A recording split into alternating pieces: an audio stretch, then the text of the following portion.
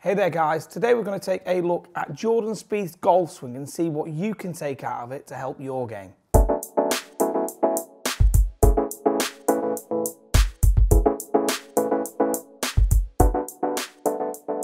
So we'll take a look here at Jordan. So from down the line here with the iron, obviously in great setup position.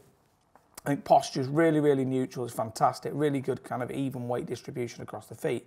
Having a look at it from here, then obviously one of the signature things that Jordan has is as he starts to get towards the top of the backswing, so kind of right up in here, at times he tends to get the wrist flat to a little bit bowed. This one's a very flat wrist, but we have seen it where he has tended to have this wrist a little bit more bowed in kind of a Dustin Johnson, John Rahm type position at the top.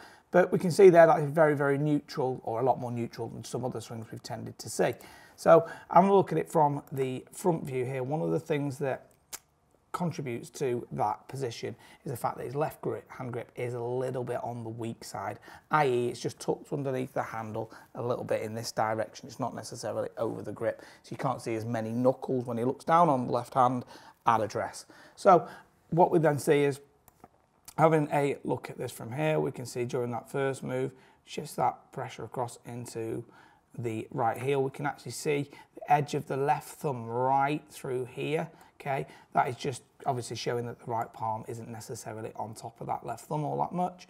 And then one thing that we see is as he gets towards the top, quite interesting, is that his upper body slightly starts to move in this direction towards the target. So as we see now, that upper body slightly begins to lean towards the target. So we see how his head starts to go a little bit. Now obviously that's something that you don't necessarily want to have in your swing, because if your head is moving forwards in that transition, as we see Jordan's does right here, so now he's nearly a full head width forward, he's got to obviously back out a little bit through the ball. So if there's a back out, what that will generally do is that will, if anything, tend to alter the low point. If you stay forwards at that point, that's going to steepen your angle of attack and could make you take some quite big divots. But for Jordan, what this will do is it means it's just sometimes he's going to have to occasionally have to time that head going backwards. But how does he make a bowed wrist at the top, which has actually got a really square neutral club face in this swing right here? So you can see that club face is matching that arm. Okay, but how does he make that work for him in terms of not getting the ball to go to the left? So what he does is, as he's coming down here, he then delivers the arms very much in front of his body. What I mean by that is he's got a big amount or big triangle of daylight visible in front of his body in here. So there's the daylight is through that area, so that means there is lots of space for the arms. And then what he then does is, as you can see from the front view right here, he kind of doesn't necessarily have a huge releasing of the hands, okay? So if anything, it almost looks a bit chicken wingy, that left arm. Now that is definitely something you wouldn't want to put in your game. It wouldn't be something you class as textbook, okay? Because you can see that arm is definitely a little bit chicken wingy here, okay? But he makes that work with a strong club face, because if he released it at that point and had a fast closure rate of the club, in fact, in other words, the toe was passing the heel, he'd probably miss the ball a long way to the left-hand side. So one of the things I have a look at that I think is fantastic, okay, and often overlooked a little, is how great his footwork is, okay? If anything, it's a little bit too far over that left foot. What we're meaning by that is having a look at that foot there, you can see very much over the outside edge of that left foot right here through impact, but he has the right ankle rolling. So if you get the right foot staying down for longer, that also is very common with a player who has a quiet club face and doesn't necessarily let the toe pass the heel a lot. So there's a few things in Jordan's move that you wouldn't necessarily copy, but obviously overall it's very functional. It works great for him. Okay, I think that sometimes when he's tried to change this and shallow out a little bit in the backswing, had a bit of left arm rotation, that doesn't necessarily match in with the release type he's currently got in his game. So for you guys, what we're going to do is going to take a look and see what you can apply from this great move, from this great player into your game, okay? So there obviously are some phenomenal things. Footwork's great, release is really good, but why does the chicken wing work for him, and why wouldn't it necessarily work for your game? So then guys, Jordan's got a few idiosyncratic moves that work fantastically well in his swing, but what can you do to get out of this to take it for your game?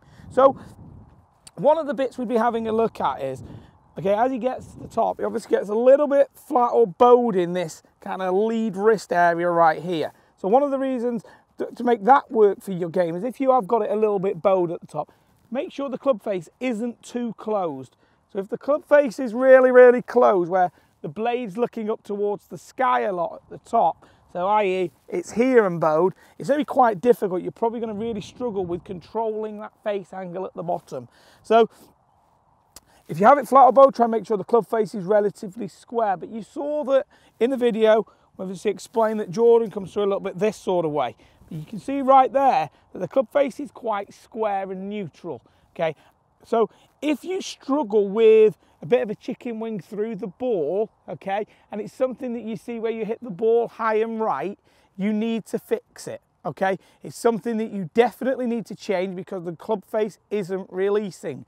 But if you've got it closed at the top and you come through with it a bit this way here, provided that right foot is rolling across like Jordan's is, because the quieter the right foot is, it gives a quiet club face, whereas if you're coming up on your toes and got a chicken wing like this, you're moving towards the ball, you're going to shift the path out to in and really have that club face a mile open, which makes your starting line very, very difficult. So making sure that you've got that footwork really good, so getting over the outside of that front foot, right ankle is rolling across a lot more, and therefore you can make sure that club face is matched in. But what you need to know is, you need to know, does the top of the backswing position, where you've got the club positioned relative to your body and the arm, match in with what your release type is going to be like at the bottom right here. So if you're closed, then you could probably get away with holding it off a little bit, provided you don't miss it miles to the right, because those two closed and then a little bit open through the impact area as two positions matched together. So it's making sure that you get components matched in your game. So figure out what bit it is. If you're a little bit too open at the top, you know, do you need to close it a little bit too much on the way down? It's just understanding what parts of the swings works for you to get it all fitting together for the puzzle of your golf swing.